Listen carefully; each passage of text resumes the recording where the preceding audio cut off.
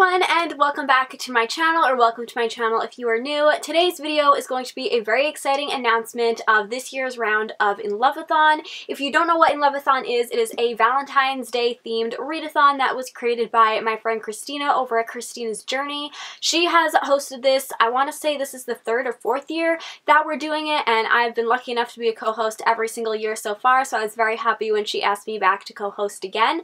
This year it's going to be taking place from February 8th to the 14th, and this is actually the first year that InLoveAthon is bilingual. So far we have a bunch of hosts that also speak Spanish from the Spanish-speaking booktube community, and like all of the Twitter account tweets have been both in English and in Spanish, so it's super cool that we're doing that this year. We also have 10 reading challenges this year. I will list all of them in the description box, but I'm also going to read them off to you just off my phone right now. So the first challenge is to read a book from your favorite romance author. I'm going to try to either pick up a book by Casey West, Jenn, Bennett, or Colleen Hoover, because those are probably my three favorite romance authors. The second challenge is to combine your favorite genre with a romance. So at the end of this video, I'm also going to be sharing with you the books that I hope to read this week, and one of them I'm going to combine a thriller with a romance, and I think it's going to be a really good time. So you could just pick whatever your favorite genre is outside of romance and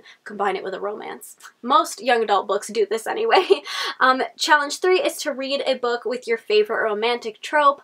Personally, one of my favorites is the fake dating or fake marriage trope, but I think I kind of ran out of books with that trope to read, so if you have any recommendations, leave them for me in the comments. The next challenge is to read a fairy tale retelling. These are some of my favorite kinds of books to read. Challenge 5 is one of my favorite challenges, and I think we've done it every year so far, and that is to read an original fairy tale and then watch either the Disney movie or whatever film adaptation of it.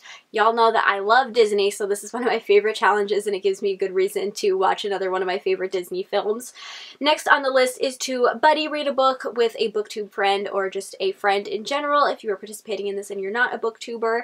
Challenge 7 is to read a book while eating some Valentine treats. Challenge 8 is to read a book that features one of the host's favorite tropes. So each of the hosts have recommended their favorite trope, and those will also be listed in the description box. Like I said before, my favorite romance trope is the fake marriage or fake dating trope, but there's going to be a whole bunch of them in the description box for you to choose from. Challenge 9 is to read an LGBTQ plus love story. And finally, challenge 10 is to read one of the hosts' favorite romance books. So once again, each of the hosts have recommended one of their favorite romance books. All of them will be listed in the description box as well. The one that I recommended for this week is Serious Moonlight by Jenn Bennett. I raved about this book in 2020. It was one of my favorite books of the year. So if you're looking for a new romance book to pick up, I would recommend this one. Now obviously you don't have to complete all 10 reading challenges. You can just pick whichever ones are your favorite and do those. You can also double up if you want to. We also have a Twitter account that I will also link in the description box.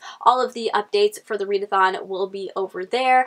All the past years I think we have done watch-alongs. I'm not sure if we're going to be doing one this year or not, but if we do end up doing that, all of the updates for it, like I said, will be found on the Twitter account, so I would definitely recommend following us over there. So I think that is all the information you need to know for this readathon. So now I am going to tell you my TBR for the week. So the first one that I hope to pick up is the one which I rented from my library, but it is not in yet, and I don't know why it's taking so long to come, because it says that it's available, but it's just never reaching my library, probably because of the Rona.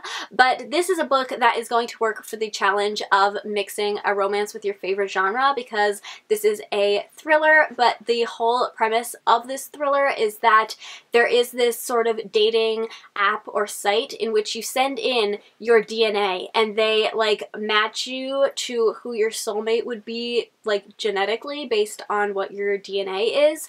And all I really know about it is that we follow 5 different perspectives, and one of them is the perspective of somebody who gets matched to a serial killer. So it just sounds like a great book that works perfectly for this challenge, because I love a good thriller, but it's totally based around the idea of like a dating app and finding love. So sounds like a great time. The other book on my list, I don't actually know if this completes any of the challenges. I think it'll work for one of the reading a host's favorite trope, and that is Tweet Cute by Emma Lord. This is, I want to say it's kind of a hate to love sort of story because we're following two characters, Jack and Pepper, and each of their families own a burger restaurant, and one of the families supposedly steals the recipe from another family, and so it starts a Twitter war between our two main characters through their like restaurant Twitter accounts, so they don't know who the other person is. So they're totally duking it out on Twitter while at the same time falling for each other on this anonymous chat app. So I think it's going to be kind of like that hate to lover trope slash like the secret you don't know who you're falling in love with trope. So I think it'll work for one of those host challenge thingies.